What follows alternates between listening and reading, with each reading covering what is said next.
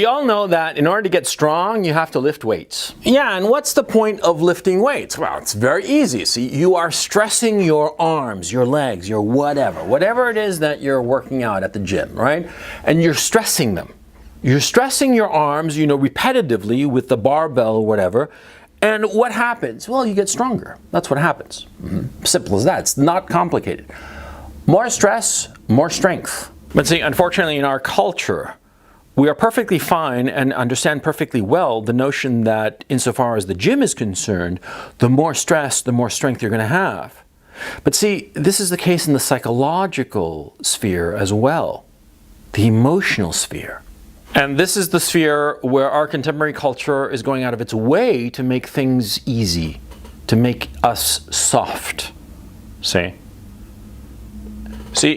in our culture, we go on and on and on about safety, how important it is to be safe. Safety is our priority and crap like that. But what's going on is that when you worship safety, and you are so concerned about being safe, and when you are so concerned about people's feelings, others and your own, you become soft, you become weak. I mean, imagine a man who lives in a padded room and who never goes outside and who never, uses his muscles for anything. He's just weak, right?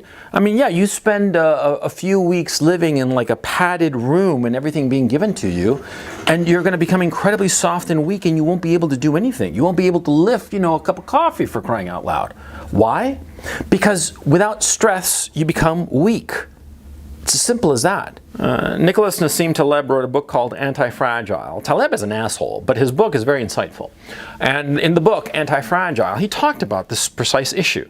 The fact that, see, there are systems that the more you stress them, the stronger they become. And we recognize this with our muscles. We recognize this with our bones. The more you stress your bones and your musculature, the stronger they become.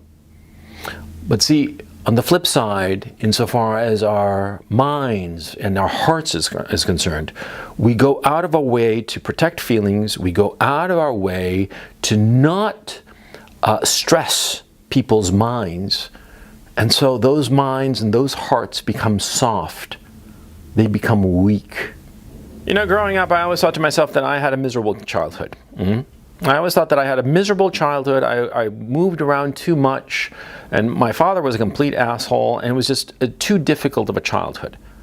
Retrospectively, I think that it was a great childhood precisely because of that. Because the emotional stresses that I was a subject to, they were not fun, certainly not. But they made me a much tougher man today. And whatever is left of my life, I'm sure I will experience more emotional traumas, if you want to call them that, right? But I'll be able to handle them precisely because I was stressed, emotionally stressed when I was young. It gave me the strength to come back. I think especially of the time I was suspended from college, from Dartmouth, back in 1991, which I've talked about repeatedly. That was one of the worst times of my life by far.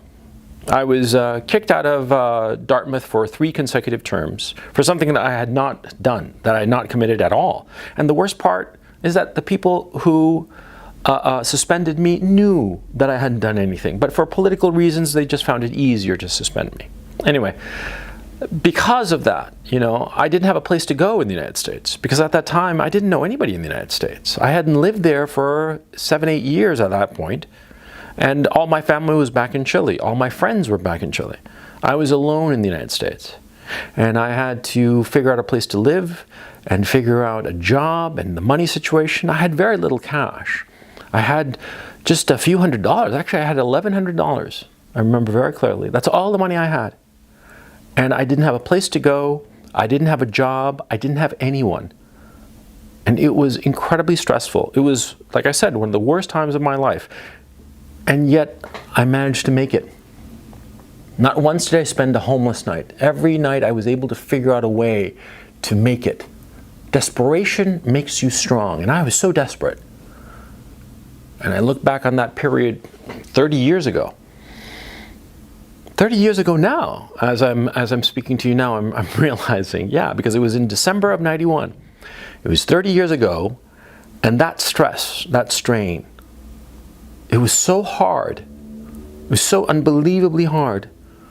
And I was a nervous wreck. I was terrified all the time. I thought really that any day now I'm going to be literally living under a bridge. And yet I made it. And because I made it now, today, as a 53-year-old man, I'm so much stronger. I can handle shit. Anything thrown my way, I can handle it. And that's the point. Getting strong in any way, emotionally, mentally, physically, it always has a cost. It's always difficult. It always requires stress. But the more stress, the stronger you become. Of course, if it's a sudden, shocking stress, it'll break you. Of course, it's inevitable. But if it's gradual, if it's incremental, little by little, if you go out of your way to stress yourself, little by little, emotionally, mentally, physically. Physically is the easiest. You just go to the gym and lift weights. Emotionally, that's harder. Intellectually, that's also harder. But it's the most worthwhile. Stressing yourself, ignoring the notion of safety, be it emotional or mental safety, or even physical safety, and pursuing that which is hard, that which is stressful, that which makes you cry in frustration or fear. In the long run, it'll make you stronger. So whenever you come across a situation that you think is unsafe, especially if it's emotionally or intellectually unsafe, embrace it. Embrace it to the max. Because you see, those things that are physical, that are dangerous, yeah, those can kill you. But that which is emotionally or mentally challenging, stressful, those things, the emotional and the mental stress, will never kill you. Never. By definition, they can't kill you. And you might fail. You might certainly fail the challenge. And more likely than not, the first few times, you will fail the challenge. But the more you do it, the stronger you will become mentally and emotionally. So embrace it. Don't shy away from it. Don't run from it. Don't try to stop it. If it's coming for you, it's going to hit you anyway. So any attempt to stop it is just foolish. Embrace it. Let it teach you.